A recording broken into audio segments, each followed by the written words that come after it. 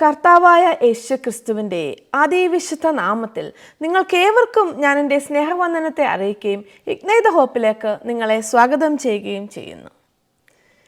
ഇന്ന് ഞാൻ നിങ്ങളുമായി പങ്കുവയ്ക്കുവാൻ ആഗ്രഹിക്കുന്ന വിഷയം തകർന്ന പാത്രങ്ങളെ മഹത്വകരമായി ഉപയോഗിക്കുന്ന ഒരു നല്ല ദൈവത്തെ പറ്റിയാണ്. നമുക്ക് ചില വേദവാക്യങ്ങൾ വായിക്കാം. എബ്രായർ 11:32-33 എന്നീ വാക്യങ്ങൾ. ഇനി എന്ത് പറയേണ്ടു? ഗിദെയോൻ, ബാരാക്ക്, ശിംശോൻ, ഇഫ്താഹ്, ദാവീദ് എന്നിവരെയും ശമൂവേൽ മുതലായ പ്രവാചകന്മാരെയും കുറിച്ച് വിവരിപ്പാൻ സമയം പോരാ. വിശ്വാസത്താൽ അവർ രാജ്യങ്ങളെ അടക്കി, നീതി നടത്തി, വാഗ്ദത്തം പ്രാപിച്ചു, സിംഹങ്ങളുടെ വായടച്ചു. നാം ഇവിടെ ചില വ്യക്തികളുടെ പേർ കേൾക്കുവാനിടയായി. എബ്രായർ 11:32-33 എന്നീ വാക്യങ്ങളിൽ ഈ വ്യക്തികളെയെല്ലാം ദൈവം വളരെ മഹത്വകരമായി ഉപയോഗിച്ചതാണ്. നമുക്കിവിടെ ഇതിലെ 4 വ്യക്തികളെ പറ്റി ഇന്ന് ഒന്ന് ചിന്തിക്കാം. Gideon, Shimshon, Barak, Iphtah. Gideon മിദ്യാന്യരെ കീഴടക്കി. ബാരാക്ക് കനാന്യരെ കീഴടക്കി. ശിംശോൻ ഫെലിസ്ത്യരെ പരാജയപ്പെടുത്തി. ഇഫ്താഹ് അമോന്യരെ പരാജയപ്പെടുത്തി. വേദപുസ്തകത്തിലുടനീളം നമുക്ക് പരിപൂർണരല്ലാത്ത മനുഷ്യരെ ദൈവം ഉപയോഗിച്ചതായി കാണാൻ സാധിക്കും. നാം പലപ്പോഴും ചിന്തിച്ചേക്കാം, നാം കുറവുള്ളവരായതുകൊണ്ടായിരിക്കാം ദൈവം നമ്മെ ഉപയോഗിക്കാത്തത് എന്ന്. അങ്ങനെയല്ല, പല കുറവുകളുമുള്ള പുരുഷന്മാരായിരുന്നു ഈ പേർ പറഞ്ഞ 4 പേർ. അവരെല്ലാം ദൈവത്തിൽ വിശ്വസിച്ചു. അതുകൊണ്ട് ദൈവം അവരെ ഉപയോഗിച്ചു. ദൈവം വലിയ യോഗ്യതകളൊന്നും നോക്കിയല്ല എന്നെ നിങ്ങളെയും വിളിച്ചിരിക്കുന്നത്. ദൈവം വിളിച്ചവരെ അവൻ യോഗ്യതയുള്ളവരാക്കി തീർക്കുന്നു. ദൈവസന്നിധിയിൽ നാം ഏൽപ്പിച്ചു കൊടുത്താൽ നമ്മുടെ ജീവിതത്തിൽ അത്ഭുതങ്ങൾ നമുക്ക് കാണുവാൻ സാധിക്കും. അവരുടെ എല്ലാ കുറവുകളും ദൈവത്തിന് നന്നായി അറിയാമായിരുന്നു. നമ്മെ എല്ലാം ശോധന ചെയ്ത് അറിയുന്ന ഒരു ദൈവം ജീവിക്കുന്നു. മനുഷ്യർ പലപ്പോഴും പുറമേയുള്ളതാണ് നോക്കുന്നത്. ദൈവമോ നമ്മുടെ അന്തരംഗത്തെ അറിയുന്ന ദൈവമാണ്. നമ്മുടെ ഹൃദയത്തിൻ്റെ ആഴങ്ങളെ അളക്കുവാൻ ദൈവത്തിന് മാത്രമേ സാധിക്കുകയുള്ളൂ. നമ്മുടെ ഹൃദയത്തിൻ്റെ യഥാർത്ഥ അവസ്ഥ കാണുവാൻ ദൈവത്തിന് മാത്രമേ സാധിക്കുകയുള്ളൂ. എബ്രായർക്ക് എഴുതിയ ലേഖനത്തിൽ ഈ പുരുഷന്മാരെ പറ്റി വിവരിക്കാൻ സമയമില്ല, സമയം പോരാ എന്നാണ് എഴുതിയിരിക്കുന്നത്. ഗിദെയോൻ അവൻ വലിയ ധൈര്യശാലിയൊന്നും അല്ലായിരുന്നു. അവന് കുറേയൊക്കെ പേടിയുള്ള ഒരു മനുഷ്യനായിരുന്നു. അങ്ങനെ ഇരുന്നപ്പോഴാണ് യഹോവയുടെ ദൂതൻ അവന് പ്രത്യക്ഷനായത്. ശത്രുക്കളെ പേടിച്ച് ഗോതമ്പ് മെതിച്ചുകൊണ്ടിരുന്ന ഗിദെയോൻ്റെ അടുത്തേക്കാണ് യഹോവയുടെ ദൂതൻ കടന്നു വന്നത്. ന്യായാധിപന്മാർ 6:12 നമുക്ക് ഇപ്രകാരം വായിക്കാം. യഹോവയുടെ ദൂതൻ അവന് പ്രത്യക്ഷനായി, അല്ലയോ പരാക്രമശാലിയെ, യഹോവ നിന്നോടുകൂടെയുണ്ട് എന്നവനോട് പറഞ്ഞു. പേടിച്ചിരുന്ന ഗിദെയോനെ വിളിക്കുന്നു പരാക്രമശാലിയെ എന്ന്. ദൈവം അവനിൽ കണ്ടത് ഒരു പരാക്രമശാലിയെയാണ്. അവൻ്റെ എല്ലാ കുറവുകളും ദൈവം അറിഞ്ഞു. അവൻ്റെ ഭയവും അവൻ്റെ സംശയവും എല്ലാം ദൈവം അറിഞ്ഞിരുന്നു. ദൈവം ഗിദെയോനോട് പറഞ്ഞു, ദൈവം ഗിദെയോനെ ഉപയോഗിക്കുവാൻ പോകുന്നു എന്ന്, ശത്രുക്കളെ പരാജയപ്പെടുത്തുവാൻ. ഗിദെയോൻ യഹോവയുടെ ദൂതനോട് പറഞ്ഞു, ഞാൻ ഒന്നുമല്ല. എൻ്റെ ഗോത്രത്തിൽ, മനശ്ശെ ഗോത്രത്തിൽ ഞാൻ ഏറ്റവും ചെറിയവൻ. അവന് ആത്മവിശ്വാസം ഇല്ലായിരുന്നു. പക്ഷേ ദൈവം ഗിദെയോനെ വലിയ ഒരു പദ്ധതിക്കായി കണ്ടിരിക്കുന്നു. ലോകത്തിൽ അനേക മിടുക്കന്മാരുണ്ട്, അനേക വിവേകികളുണ്ട്, സമർത്ഥരുണ്ട്. പല ബലഹീനതകളുമുള്ള നമ്മെ ദൈവം വിളിച്ചു വേർതിരിക്കുവാൻ ശക്തനത്രേ. ഒരുക്കമുള്ള ഹൃദയങ്ങളെ ദൈവത്തിന് ഉപയോഗിക്കുവാൻ സാധിക്കും.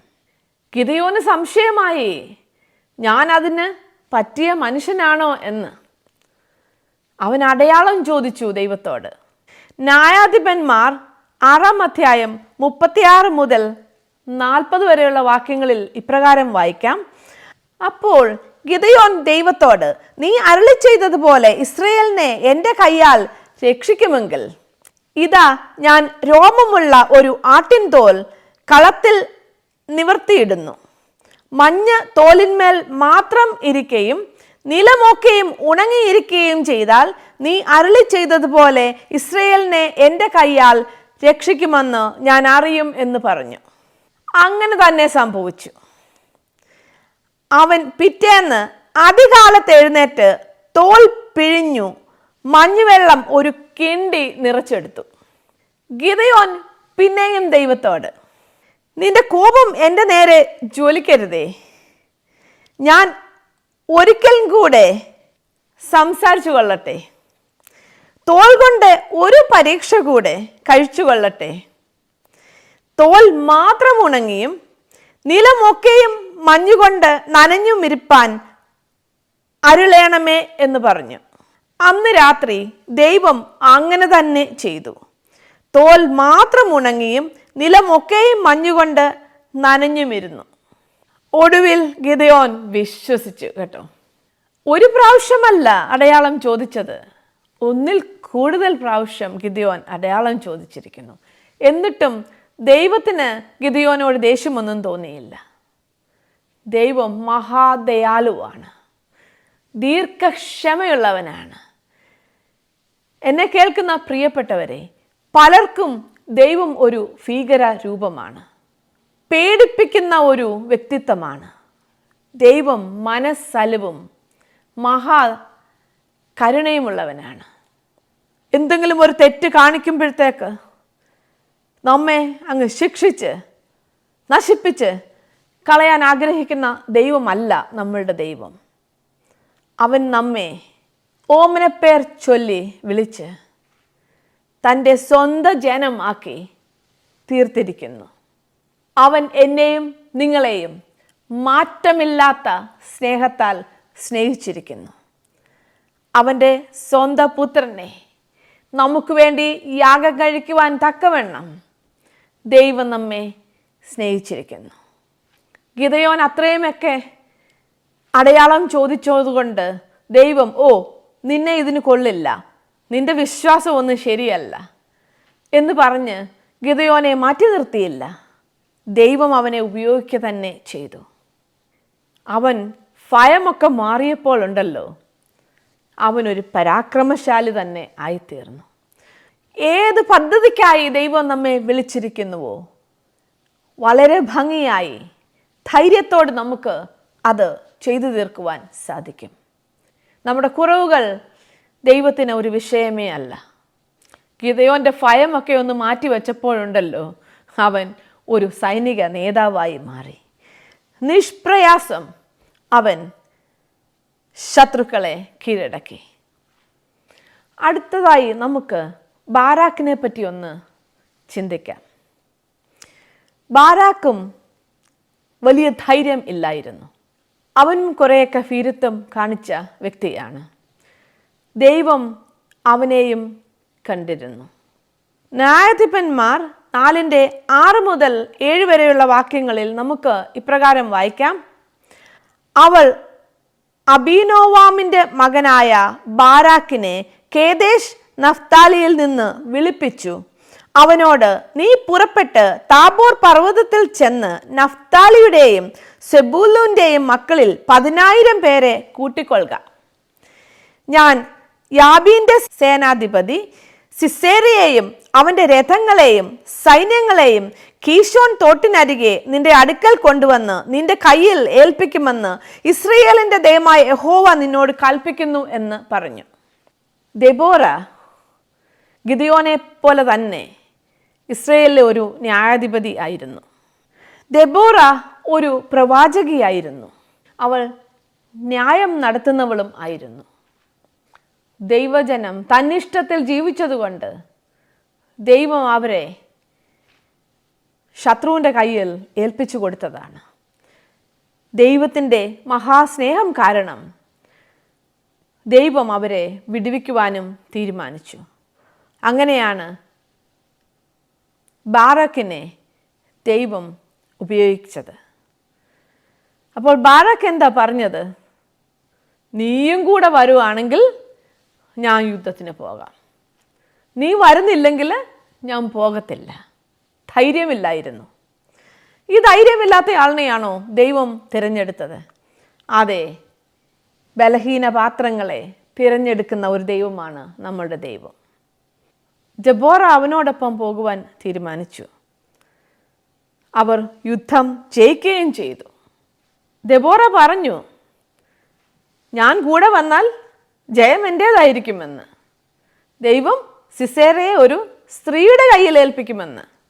അപ്പം ക്രെഡിറ്റ് എല്ലാം എവിടെ പോകും? ദെബോറയ്ക്ക് പോകും അല്ലേ? ദൈവം സ്ത്രീകളെയും ഉപയോഗിക്കും.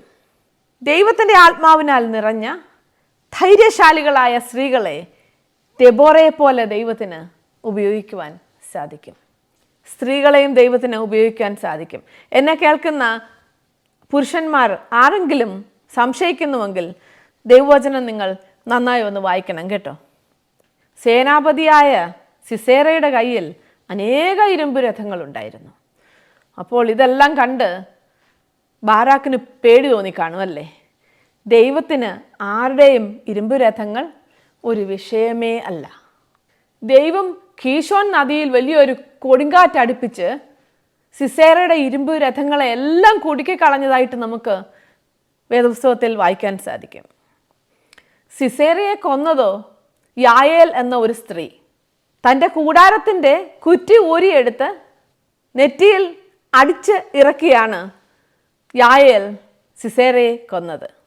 2 സ്ത്രീകളെയാണ് ഇവിടെ ദൈവം മഹത്വകരമായി ഉപയോഗിച്ചിരിക്കുന്നത്. ബാരാക്കിനെ ദൈവം തിരഞ്ഞെടുക്കുകയും ചെയ്തിരുന്നു. അപ്പോൾ ഇതിൽ നിന്ന് നമുക്ക് എന്താണ് മനസ്സിലാകുന്നത്? ഗിദെയോൻ താൻ യോഗ്യനെന്ന് വിശ്വസിച്ചിരുന്നില്ല.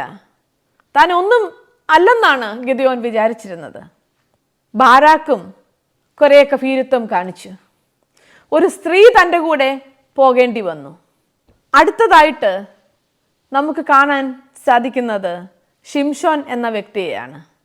അദ്ദേഹവും ഇസ്രയേലിലെ ന്യായാധിപതിയായിരുന്നു. ഷിംഷോന് വളരെ പ്രശ്നങ്ങൾ ഉണ്ടായിരുന്ന ഒരു വ്യക്തിയാണ്. ദൈവത്തിൻ്റെ പരിശുദ്ധാത്മാവിനാൽ നിറഞ്ഞവനായിരുന്നു. പക്ഷേ അവന് വലിയ കോമൺ സെൻസ് ഒന്നുമില്ലായിരുന്നു. അവൻ്റെ വികാരങ്ങളൊന്നും അവന് നിയന്ത്രിക്കുവാൻ സാധിച്ചില്ല. സ്ത്രീകൾ അവൻ്റെ ഒരു ബലഹീനതയായിരുന്നു. ദൈവത്തിൻ്റെ പരിശുദ്ധാത്മാവിൻ്റെ ശക്തിയിൽ അവനും തൻ്റെ ശത്രുക്കളെ തോൽപ്പിക്കുവാൻ ഇടയായി. ശിംശോന്റെ ജീവിതത്തിൽ നിന്ന് നമുക്ക് ഒരു കാര്യം പഠിക്കുവാൻ സാധിക്കും. പല ദൈവജനങ്ങളും ദൈവത്തിൻ്റെ പരിശുദ്ധാത്മാവിൻ്റെ ശക്തിയാൽ പല വീര്യപ്രവൃത്തികളും ചെയ്തേക്കാം. എന്നാൽ അവർ ദൈവത്തിൻ്റെ പരിശുദ്ധാത്മാവിന് കീഴടങ്ങി ജീവിക്കുന്നവരല്ലായിരിക്കാം. അങ്ങനെ അവരുടെ ജീവിതം പരാജയത്തിലേക്ക് പോകുവാൻ ഇടയാകും. ഇങ്ങനെയൊക്കെ ദൈവം ഉപയോഗിച്ചു. ശിംശോനെയും ദൈവം ഉപയോഗിച്ചല്ലോ, ഇത്രമാത്രമൊക്കെ വഷളത്വത്തിൽ നടന്ന വ്യക്തിയായിട്ടും. അതുകൊണ്ട് നമുക്കും വഷളത്വത്തിൽ നടക്കാം എന്ന് നാം വിചാരിക്കരുത്. അതിന് വലിയ പ്രത്യാഘാതങ്ങൾ ഉണ്ടാകും. നാം നശിച്ചു പോകുവാൻ അത് ഇടയാകും. അതുകൊണ്ട് നമ്മുടെ ജീവിതം നാം വളരെ സൂക്ഷിച്ച് ജീവിക്കേണ്ടതുണ്ട്. എബ്രായർ 11:32, 33 എന്നീ വാക്യങ്ങളിൽ ഈ വ്യക്തികളെയെല്ലാം അവിടെ കാണുവാൻ സാധിക്കും. അവരെയെല്ലാം ദൈവം ശക്തമായി ഉപയോഗിച്ചു എന്ന് അതിൽ പറഞ്ഞിരിക്കുന്നു. ശിംശോന് മറ്റൊരു പ്രശ്നം കൂടി ഉണ്ടായിരുന്നു. അവന് കോപമുണ്ടായിരുന്നു. അവൻ പലപ്പോഴും കോപത്താൽ നിറഞ്ഞിരുന്നു. പലപ്പോഴും നമുക്ക് നമ്മുടെ കോപം അടക്കുവാൻ സാധിക്കുന്നില്ലെങ്കിൽ അത് വലിയ അപകടത്തിലേക്ക് നീങ്ങുവാൻ ഇടയാകും. നല്ല ബന്ധങ്ങൾ നശിച്ചു പോകുവാൻ ഇടയാകും. നാം പരാജയത്തിൽ ചെന്ന് അവസാനിക്കുവാൻ ഇടയാകും. നാം വലിയ പരാക്രമശാലികളൊക്കെ ആയിരിക്കാം. ദൈവം തൻ്റെ പരിശുദ്ധാത്മാവിനാൽ നിറച്ചിരിക്കാം. നമുക്കെല്ലാവർക്കും ദൈവത്തിൻ്റെ പരിശുദ്ധാത്മാവിൻ്റെ നിയന്ത്രണത്തിൽ ആയിരിക്കുവാൻ ഉള്ള ഉത്തരവാദിത്തമുണ്ട്.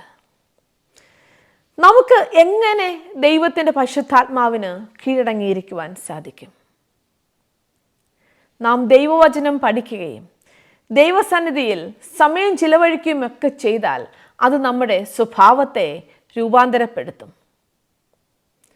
നാം സൗമ്യതയും താഴ്മയുമുള്ളവരായി ജീവിക്കുവാൻ ദൈവവചനത്തിനും ദൈവത്തിൻ്റെ പരിശുദ്ധാത്മാവിൻ്റെ ശക്തിക്കും നമ്മെ നിയന്ത്രിക്കുവാൻ സാധിക്കും. ദൈവം നമുക്ക് നൽകിയിരിക്കുന്ന വളരെ വിലപ്പെട്ട ഒരു സമ്മാനമത്രേ ഈ വിശുദ്ധ വേദപുസ്തകം. അത് എന്നും വായിക്കുകയും ധ്യാനിക്കുകയും പഠിക്കുകയും ചെയ്താൽ വളരെ അർത്ഥവത്തായ ഒരു ക്രിസ്തീയ ജീവിതം നയിക്കുവാൻ അത് നമ്മെ സഹായിക്കും. എന്നും പ്രാർത്ഥിക്കുകയും വേദപുസ്തകം വായിക്കുകയും പഠിക്കുകയും ധ്യാനിക്കുകയും ചെയ്യുന്നത് ഒരു ദൈവ പൈതലിൻ്റെ ജീവിതത്തിൻ്റെ ഭാഗമായിരിക്കണം. അത് നമുക്ക് നല്ല വഴികാട്ടി ആയിത്തീരും. ഇഫ്താഫ് എന്ന ഒരു ശക്തനായ യോദ്ധാവിനെ പറ്റിയാണ് ഞാൻ ഇനിയും സംസാരിക്കുന്നത്. അവനും ഒരു ന്യായാധിപനായിരുന്നു. ഇഫ്താഫ് ശക്തനായ ഒരു യോദ്ധാവായിരുന്നു. അവൻ്റെ പിതാവ് ഗിലെയാദും മാതാവ് ഒരു വേശ്യയും ആയിരുന്നു. അവൻ്റെ ബന്ധുക്കളിൽ പലരും അവനെ വളരെ കുറഞ്ഞവനായി കണ്ടിരുന്നു. അവൻ ദൈവസന്നിധിയിൽ ഒരിക്കൽ ഒരു പ്രതിജ്ഞ ചെയ്തു. അത് വളരെ ഒരു മണ്ടത്തരമാണ് അവൻ ചെയ്തത്. ന്യായാധിപന്മാർ 11:30-31 എന്നീ വാക്യങ്ങൾ. ഇഫ്താ യഹോവയ്ക്ക് ഒരു നേർച്ച നേർന്നു, പറഞ്ഞത്, നീ അമ്മോന്യരെ എൻ്റെ കയ്യിൽ ഏൽപ്പിക്കുമെങ്കിൽ ഞാൻ അമ്മോന്യരെ ജയിച്ച് സമാധാനത്തോടെ മടങ്ങി വരുമ്പോൾ എൻ്റെ വീട്ടുവാതിൽക്കൽ നിന്ന് എന്നെ എതിരേറ്റ് വരുന്നത് യഹോവയ്ക്കുള്ളതാകും. അത് ഞാൻ ഹോമയാഗമായി അർപ്പിക്കും. അവൻ യുദ്ധമൊക്കെ ജയിച്ച് ജയാളിയായി സന്തോഷത്തോടെ മടങ്ങി വീട്ടിലേക്ക് വന്നു. അപ്പോൾ ഇതാ തൻ്റെ ഏക പൈതൽ, തൻ്റെ ഏക മകൾ അപ്പനെ എതിരേൽക്കാനായി സന്തോഷത്തോടെ ഓടി വരുന്നു. അദ്ദേഹം ദൈവത്തിനൊരു നേർച്ച നേർന്നിരുന്നു. എൻ്റെ ഭവനത്തിൽ നിന്ന് ആദ്യം വരുന്നതിനെ ഞാൻ ദൈവത്തിന് ഹോമയാഗം കഴിക്കും എന്ന്. നാം പലപ്പോഴും വായിൽ വരുന്നതൊക്കെ വിളിച്ചു പറയുവാൻ ശ്രമിക്കും. നാം ദൈവസന്നിധിയിൽ എന്തെങ്കിലുമൊക്കെ പ്രതിജ്ഞ എടുത്താൽ ശരിയായി ആലോചിച്ചിട്ട് വേണം ചെയ്യാൻ. അബ്രഹാമിനോട് ദൈവം ആവശ്യപ്പെട്ടിരുന്നു തൻ്റെ ഏകപുത്രനെ യാഗം കഴിക്കുവാൻ. അബ്രഹാം ആ പരീക്ഷണത്തിൽ വിജയിക്കുകയും ചെയ്തു. ഇത് ദൈവം ആവശ്യപ്പെടാത്ത കാര്യമാണ് ഇദ്ദേഹം ചെയ്തത്. അദ്ദേഹം ദൈവത്തിന് നേർച്ച നേർന്നതുപോലെ അദ്ദേഹം ചെയ്യുകയും ചെയ്തു. അദ്ദേഹം ദൈവസന്നിധിയിൽ വിശ്വസ്തനായിരുന്നു. അവൻ ദൈവത്തോട് ഏറ്റ പ്രതിജ്ഞ അവൻ നിറവേറ്റി. അവൻ മണ്ടത്തരം കാണിക്കുന്നവനായിരുന്നു, എന്നിട്ടും ദൈവം അവനെ ഉപയോഗിച്ചു. അവന് നല്ല പേരില്ലായിരുന്നു. അവനൊരു വേശ്യയുടെ മകനായിരുന്നു. അതൊന്നും ദൈവത്തിനൊരു വിഷയമല്ല. അതിൽ നിന്ന് നാം എന്താണ് പഠിക്കേണ്ടത്? നാം ആരെന്നുള്ളത് ദൈവത്തിന് വിഷയമേ അല്ല.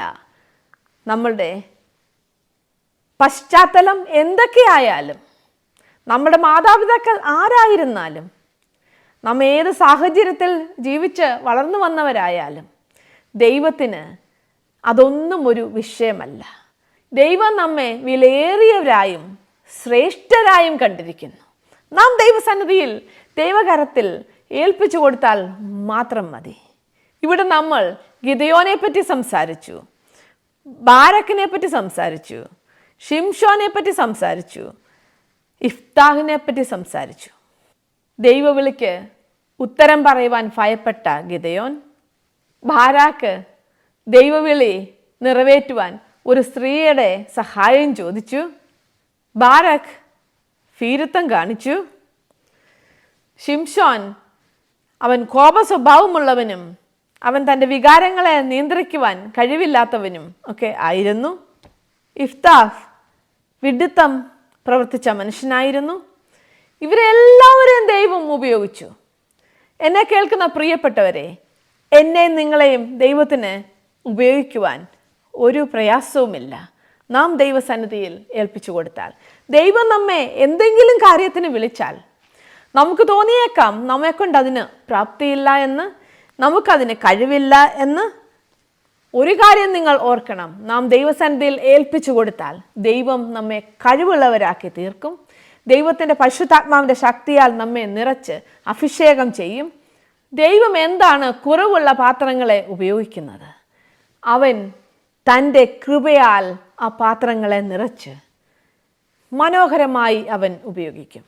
സ്കോട്ട്ലൻഡുകാരൻ പ്രൊഫസർ ജെയിംസ് ഡെന്നി ഒരിക്കൽ ഇപ്രകാരം പറഞ്ഞു: ദൈവത്തിന് ഉപയോഗിക്കുവാൻ പറ്റാത്ത ഒരുപാട് മിടുക്കന്മാർ ഈ ലോകത്തിൽ ഉണ്ട് എന്ന്, മഹാന്മാർ ഈ ലോകത്തിൽ ഉണ്ട് എന്ന്. ദൈവം സാധാരണക്കാരനെ ഉപയോഗിക്കുവാൻ മതിയായവനത്രേ. 2 കൊരിന്ത്യർ 4:7 ഇപ്രകാരം എഴുതിയിരിക്കുന്നു: എങ്കിലും ഈ അത്യന്ത ശക്തി ഞങ്ങളുടെ സ്വന്തം എന്നല്ല, ദൈവത്തിൻ്റെ ദാനമത്രേ എന്ന് വരേണ്ടതിന് ഈ നിക്ഷേപം ഞങ്ങൾക്ക് മൺപാത്രങ്ങൾ ആകുന്നു ഉള്ളത്. നമ്മുടെ വീണ്ടെടുപ്പുകാരനായ യേശു ക്രിസ്തുവിൽ നാം വിശ്വസിക്കുമോ? ഒരിക്കൽ ഒരു മനുഷ്യൻ തൻ്റെ ഭവനത്തിൻ്റെ അല്പം അങ്ങോട്ട് മാറി ഒരു കൊച്ച് നീരുറവയിൽ നിന്നും 2 കലങ്ങൾ ഉപയോഗിച്ച് വെള്ളം കോരിക്കൊണ്ട് തൻ്റെ ഭവനത്തിൽ പോകാറുണ്ടായിരുന്നു.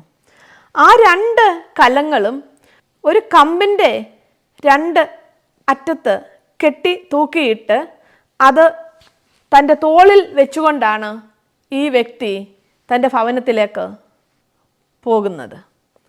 അദ്ദേഹം എന്നും വെള്ളം കോരിക്കൊണ്ട് തൻ്റെ ഭവനത്തിലെ ആവശ്യത്തിനായി വരുമായിരുന്നു. ഈ 2 കലങ്ങളിൽ ഒന്ന് അതിൻ്റെ ഒരു വശത്ത് കുറച്ച് പൊട്ടലുള്ളതായിരുന്നു. എന്നും ഈ മനുഷ്യൻ ഈ 2 കലങ്ങളിലും വെള്ളവുമായി തൻ്റെ ഭവനത്തിലേക്ക് പോയി. കുറേ കാലം കഴിഞ്ഞ് ഈ നല്ല കലം വളരെ അഭിമാനത്തോടെ ഇപ്രകാരം പറഞ്ഞു: ഞാൻ എൻ്റെ ജോലി നന്നായി ചെയ്യുന്നു. ഞാൻ ഒരു തുള്ളി വെള്ളം പോലും കളയാതെ ഞാൻ ഈ ഭവനത്തിൽ എത്തുന്നത് വരെ ആ വെള്ളത്തെ സൂക്ഷിക്കുന്നു. എനിക്ക് എന്നെപ്പറ്റി തന്നെ ഓർക്കുമ്പോൾ വലിയ അഭിമാനം ഉണ്ട് എന്ന്. അപ്പോൾ ആ പൊട്ടലുള്ള കലം വളരെ നിരാശയോട് തൻ്റെ യജമാനനോട് പറഞ്ഞു: യജമാനനെ, എനിക്ക് നാണക്കേടുണ്ട്. യജമാനൻ എന്നിൽ വെള്ളം നിറച്ച് പക്കോളം നിറയ്ക്കും. വീട്ടിലെത്തുമ്പോഴേക്കും എന്നിൽ പകുതി വെള്ളമേ കാണുകയുള്ളൂ. ആ വശത്തുള്ള പൊട്ടലിലൂടെ ആ വെള്ളം പകുതിയും താഴെ പോകാറുണ്ട് എന്ന്. അങ്ങനെ ആ കലത്തിന് വളരെ നിരാശ തോന്നി. അപ്പോൾ ആ വെള്ളം എടുത്തുകൊണ്ട് വരുന്ന ആ വ്യക്തി ഇപ്രകാരം പറഞ്ഞു: നിനക്കറിയാമോ, നാം പോന്ന വഴിയിൽ നീരുറവയിൽ നിന്ന് നമ്മളുടെ വീട്ടിൽ വരുന്നത് വരെ ഞാൻ മനോഹരമായ പുഷ്പങ്ങൾ നട്ടുപിടിപ്പിച്ചിട്ടുണ്ട്. നിന്നിൽ നിന്ന് വീഴുന്ന വെള്ളമാണ് ആ ഒരു സൈഡിലെ പൂക്കൾ മുഴുവൻ മനോഹരമായി നിൽക്കുവാൻ കാരണം. ആ പരിപൂർണമായ കലത്തിൽ നിന്ന് ഒരു തുള്ളി വെള്ളം പോലും താഴെ വീണില്ല. എന്നാൽ നിന്റെ സൈഡിൽ നിന്ന് ആ നീരുറവ മുതൽ വീട് വരെ വെള്ളം ഇറ്റിട്ട് വീണുകൊണ്ടേ ഇരുന്നു. നമ്മൾ വരുന്ന വഴിയിലെ ആ മനോഹരമായ പുഷ്പങ്ങളൊക്കെ നീ കാണുന്നില്ലേ? അതെല്ലാം നീ നനച്ച ചെടികളാണ്. അങ്ങനെ ആയിരിക്കുന്നത് നിന്നിലെ വെള്ളം വീണതുകൊണ്ടാണ്. എന്നെ കേൾക്കുന്ന പ്രിയപ്പെട്ടവരെ, നാം എത്ര തകർന്നവരാണെങ്കിലും, നാം എന്തെല്ലാം കുറവുകളുള്ളവരാണെങ്കിലും അതൊക്കെ ദൈവത്തിന് വളരെ മനോഹരമായി ഉപയോഗിക്കുവാൻ സാധിക്കും. നമ്മുടെ കുറവുകളെയും ദൈവത്തിന് ഉപയോഗിക്കുവാൻ സാധിക്കും. പലപ്പോഴും നാം നമ്മുടെ കുറവുകൾ ഓർത്ത് വിഷമിക്കാറുണ്ട് അല്ലേ? പലരെയും നോക്കി, അവർക്കൊക്കെ എന്ത് കഴിവുണ്ട്, എനിക്കൊന്നിനും കഴിവില്ലല്ലോ. നമ്മെ എല്ലാം ദൈവം ശ്രേഷ്ഠകരമായി സൃഷ്ടിച്ചിരിക്കുന്നു. നമുക്ക് ദൈവസന്നിധിയിൽ ധൈര്യമായി നിൽക്കാമോ? എന്നെയും നിങ്ങളെയും ദൈവത്തിന് ആവശ്യമുണ്ട്. നമ്മെ ആരെയും ദൈവം വെറുതെ സൃഷ്ടിച്ചിട്ടില്ല. മഹത്വകരമായ പദ്ധതിക്കായി നമ്മെ സൃഷ്ടിച്ചിരിക്കുന്നു. ആ ദൈവകരങ്ങളിൽ നിങ്ങളെ തന്നെ ഏൽപ്പിച്ചു കൊടുക്കുമോ? എന്നെ കേൾക്കുന്ന ആരെങ്കിലും ഇതുവരെയും ദൈവസന്നിധിയിൽ ജീവിതം സമർപ്പിച്ചിട്ടില്ലെങ്കിൽ, ഇന്ന് താഴ്മയോടെ ഞാൻ നിങ്ങളോട് പറയട്ടെ, ഇന്ന് നിങ്ങൾ ദൈവസന്നിധിയിലേക്ക് കടന്നു വരുമോ? അവൻ എന്നെയും നിങ്ങളെയും പേർ ചൊല്ലി വിളിച്ചിരിക്കുന്നു. വളരെ മഹത്വകരമായ പദ്ധതിക്കായി നമ്മെ വിളിച്ച് വേർതിരിച്ചിരിക്കുന്നു. കർത്താവായ യേശുക്രിസ്തുവിൽ കൂടെ അല്ലാതെ എനിക്കും നിങ്ങൾക്കും വിടുതലില്ല. അവൻ്റെ വരവ് ഏറ്റവും അടുത്തിരിക്കുന്നു. ഇന്ന് ഞാനും നിങ്ങളും താഴ്മയോടെ ദൈവസന്നിധിയിലേക്ക് കടന്നു വരുമോ? ദൈവം നിങ്ങളെ അനുഗ്രഹിക്കട്ടെ. നിങ്ങൾക്ക് എന്തെങ്കിലും പ്രാർത്ഥനാ വിഷയങ്ങളുണ്ടെങ്കിൽ ഈ സ്ക്രീനിൽ കാണുന്ന നമ്പറിൽ ബന്ധപ്പെട്ടാൽ ignite the hope prayer team നിങ്ങളോടൊപ്പം പ്രാർത്ഥിക്കുന്നതായിരിക്കും. നമുക്ക് പ്രാർത്ഥിക്കാം. സ്നേഹവാനും കാരുണ്യവാനുമായ ഞങ്ങളുടെ സ്വർഗീയ പിതാവേ, ഈ മനോഹരമായ സമയത്തിനായി സ്തുതിക്കുന്നു, സ്തോത്രം ചെയ്യുന്നു. ദൈവമേ, ആ ഗിദെയോനെ പോലെ, ആ ബാറക്കിനെ പോലെ, ശിംശോനെ പോലെ, ഇഫ്താഹിനെ പോലെ ദൈവമേ, അവിടെ ഞങ്ങളെയും ശ്രേഷ്ഠകരമായ പദ്ധതിക്കായി കണ്ടിരിക്കുന്നല്ലോ. ഞങ്ങളെ മുറ്റുമായി താഴ്ത്തി സമർപ്പിക്കുന്നപ്പാ, അവിടെ ഞങ്ങളെ ഉപയോഗിക്കണമേ. ഇന്ന് കർത്താവായ യേശു ക്രിസ്തുവിൽ ജീവിതം സമർപ്പിച്ച ഓരോ നിൻ്റെ മക്കളെയും അവിടുത്തെ അനുഗ്രഹിക്കുന്ന കരങ്ങളിൽ വയ്ക്കുന്നു. ദൈവമേ, ഞങ്ങൾ ധൈര്യത്തോടെ നിന്നിലുള്ള വിശ്വാസത്തിൽ ഞങ്ങൾ മുന്നോട്ട് വരുന്നു. കർത്താവേ, ഇപ്പോൾ എന്നെ കേൾക്കുന്ന എൻ്റെ പ്രിയപ്പെട്ടവരിൽ രോഗികളുണ്ടെങ്കിൽ അവർ സൗഖ്യം പ്രാപിക്കട്ടെ. പ്രശ്നത്തിലും പ്രതികൂലത്തിലും ആയിരിക്കുന്നവർ ദൈവിക സമാധാനം അനുഭവിക്കട്ടെ. ധൈര്യമില്ലാത്തവർക്ക്, ഭയത്തിൽ ജീവിക്കുന്നവർക്ക് ദൈവത്തിൻ്റെ പരിശുദ്ധാത്മാവിനാൽ നിറയപ്പെട്ട് ധൈര്യവും സമാധാനവും ലഭിക്കട്ടെ. പ്രാർത്ഥന കേട്ടതിന് ആസ്വദിക്കുന്നു. സകല മാനവും മഹത്വം എടുക്കണമേ. സകലവും ഞങ്ങൾക്ക് വേണ്ടി ജീവൻ വെച്ച പുത്രൻ്റെ നാമത്തിൽ തന്നെ. ആമേൻ. സ്നേഹമായവൻ ഇറങ്ങി നമ്മെ രക്ഷിച്ചു. നമുക്ക് വേണ്ടി അവിടുന്ന് മരിച്ചു, നമ്മോടൊപ്പം നടന്നു. അവൻ നമ്മുടെ രക്ഷകനാണ്. അതൊരു മതമല്ല. ഇന്നും നമ്മെ രക്ഷിക്കുവാൻ അവിടുന്ന് ശക്തനാണ്. ആ നാമമാണ് യേശു ക്രിസ്തു.